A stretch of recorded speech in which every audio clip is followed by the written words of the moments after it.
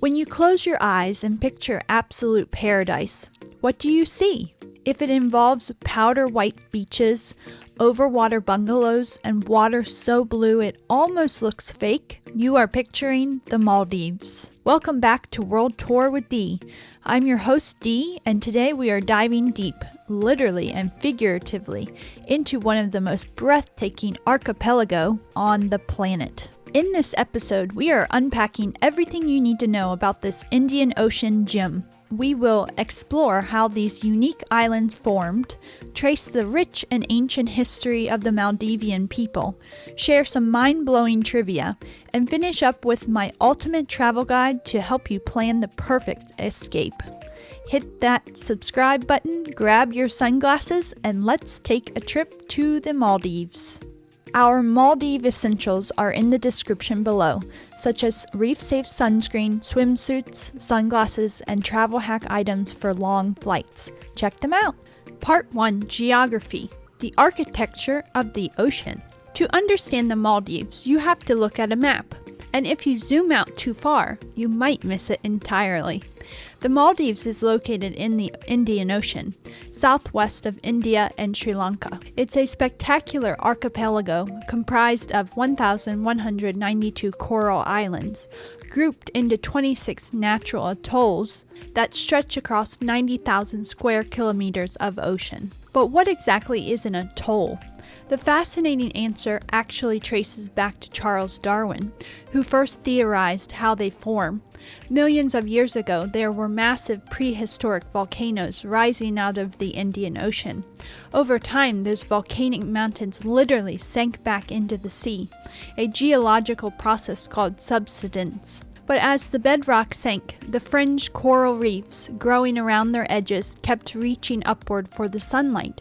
Eventually, the volcano disappeared entirely, leaving behind a circular ring of coral that protects a calm, shallow inner lagoon. Those rings are the atolls we see today. The underwater geography here is an absolute masterpiece of nature. The Maldives even gave the world the word atoll. It comes from the local Divihe word atolu. These coral rings aren't solid walls. They are broken up by deep ocean channels called kandus. Twice a day, the tides force massive amounts of nutrient-rich open ocean water through these narrow channels, creating rushing underwater rivers. Inside the lagoons, you have tilas, steep underwater mountains or coral pinnacles that don't quite reach the surface. When those rushing channel currents hit a tila, the water is forced upward, bringing a massive buffet of plankton with it. This unique topographical engine creates some of the most dynamic feeding grounds for marine life on the planet. And here is one of the most mind-blowing geographical facts about the Maldives. The islands are completely dynamic. They literally move. Because they are made entirely of coral sand, the seasonal monsoon winds and ocean currents continuously reshape them. A sandbank might exist in the summer, completely wash away in the winter, and reform somewhere else the following year. It is a geography that refuses to stand still. Because these islands are built entirely on the backs of living organisms, the elevation here is extreme. The Maldives holds the record for being the lowest country in the world. The average ground level elevation is just 1.5 meters above sea level. In fact, the highest natural point in the entire country is located on the island of Vilingili in the Adu Atoll. It's affectionately called Mount Vilingili, and it reaches a towering, dizzying height of exactly 5.1 meters. You won't need hiking boots for that one. But this incredibly unique, flat geography also makes the Maldives highly vulnerable. The country is on the front lines of climate change. Rising sea levels and warming waters pose a severe existential threat to the islands and their fragile coral foundations.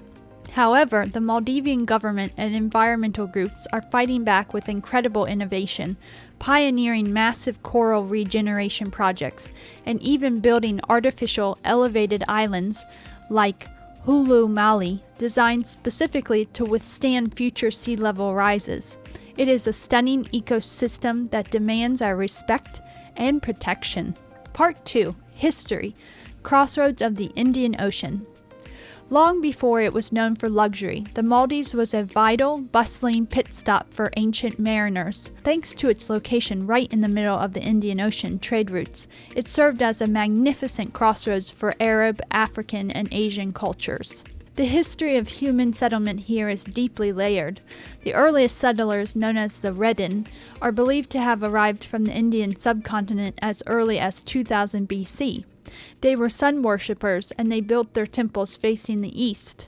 Later, for well over 1,000 years, the Maldives was a flourishing Buddhist nation. But everything changed in the 12th century. As the Indian Ocean trade routes exploded, the Maldives discovered it possessed a global superpower, the cowrie shell. Before coins or paper money, the world traded in these small, durable shells, specifically the Cypria moneta, and the Maldives had millions of them. The islands effectively became the central bank of the ancient world. Maldivian cowrie shells were exported by the ton, used as currency across India, shipped to China, and traded throughout Africa. With this massive influx of trade came a profound cultural shift. According to Maldivian legend, a terrifying sea demon named Ranamari had been terrorizing the islanders, demanding a sacrifice every month. An Islamic scholar from North Africa named Abu Barakat al-Barabari arrived, bravely took the place of the sacrifice, and read the Quran aloud all night. The demon fled into the ocean and never returned. Following the miraculous event, the Buddhist king converted to Islam in 1153 AD, adopting the title of Sultan. Today, the Maldives remains a deeply Islamic nation, and its culture is heavily influenced by this rich heritage. You can see it brilliantly preserved in structures like the Old Friday Mosque in Malé, which was built entirely out of interlocking blocks of sea coral, carved with astonishingly intricate Arab calligraphy, without the use of a single drop of mortar. But this wealth and strategic location brought invaders. In 1558, the Portuguese seized control of the Maldives, attempting to force Christianity upon the locals. This sparked one of the greatest stories in Maldivian history. A local hero named Muhammad Takurufanu, along with his brothers, launched a legendary guerrilla campaign.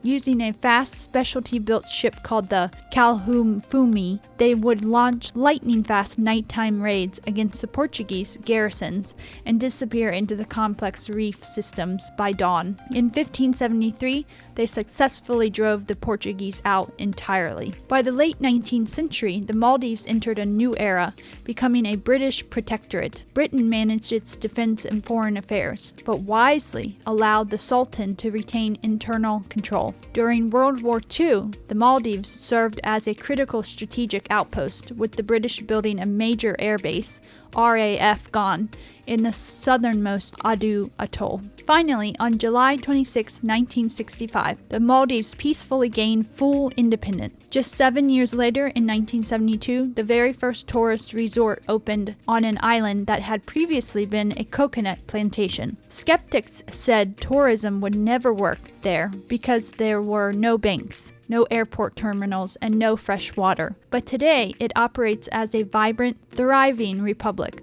balancing a history of brilliant maritime survival with one of the most successful tourism economies on Earth. Fun facts. Did you know? Alright, time for my favorite segment. If you ever find yourself at a trivia night, you are going to want to remember these Maldivian fun facts. Fact number 1. The Maldives is 99% water.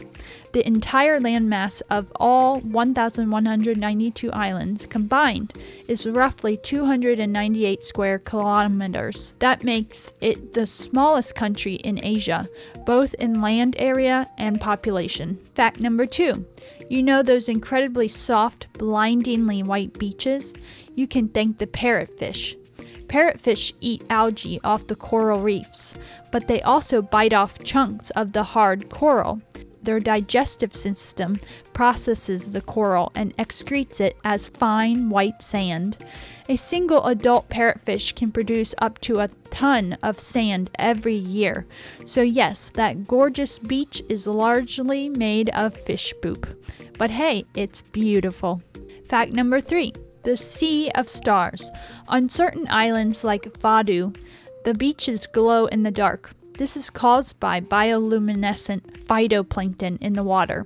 When they are disturbed by the waves, they emit a gorgeous blue light, making it look like the night sky has fallen into the ocean. Fact number 4. The weekend is different here.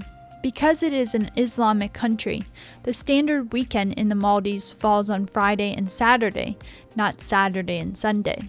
Keep that in mind if you are planning to visit the local islands or do business in the capital city of Malé. Part 4. The Ultimate Travel Guide. We've covered the geography, the history, and the trivia. Now let's talk about actually going there. Planning a trip to the Maldives can feel overwhelming because there are so many islands to choose from. Let's break down exactly how to make the most of your adventure. The Maldives operates on a one island, one resort model.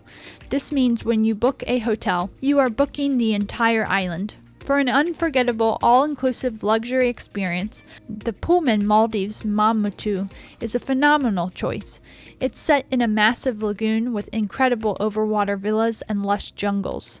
If your priority is being close to top-tier marine life, look no further than Villamindu Island Resort and Spa.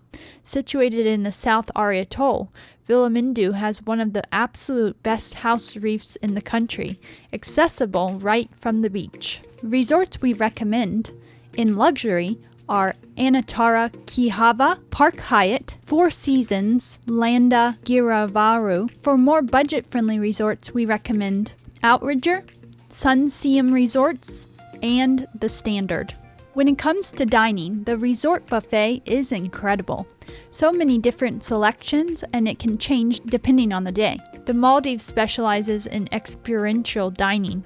You absolutely must book a sandbank dinner. Picture taking a boat out at sunset to a tiny silver of sand in the middle of the ocean, where a private chef grills fresh seafood just for you under the stars. Another highly recommended experience is piano deck dinner.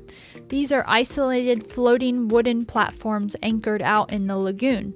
You are ferried out by boat, dropped off with a phenomenal multi-course meal, and left to dine with nothing but the sound of the ocean around you. It is the pinnacle of luxury. Finally, you cannot go to the Maldives without getting into the water. This is one of the best places on earth for marine wildlife encounters. The South Ari Atoll is famous for its year-round populations of whale sharks. These gentle giants can grow up to 40 feet long, and snorkeling alongside them is a deeply humbling experience. You will also want to seek out cleaning stations to snorkel with manta rays. Watching these massive, graceful creatures barrel roll and glide through the water just feet away from you is something you will carry with you for the rest of your life. The Maldives is so much more than just a pretty screensaver. It's a geologic wonder, a country with a rich and resilient history, and a sanctuary for some of the ocean's most magnificent wildlife. I hope this masterclass gave you a deeper appreciation for this incredible archipelago and helped spark some ideas for your own itinerary. In the description below are our favorite travel gear for the Maldives, including GoPros, long-haul flight essentials, and luggage. Check them out. Please give this video a huge thumbs up and subscribe to World Tour with Dee for more geography, history, travel guides from around the globe.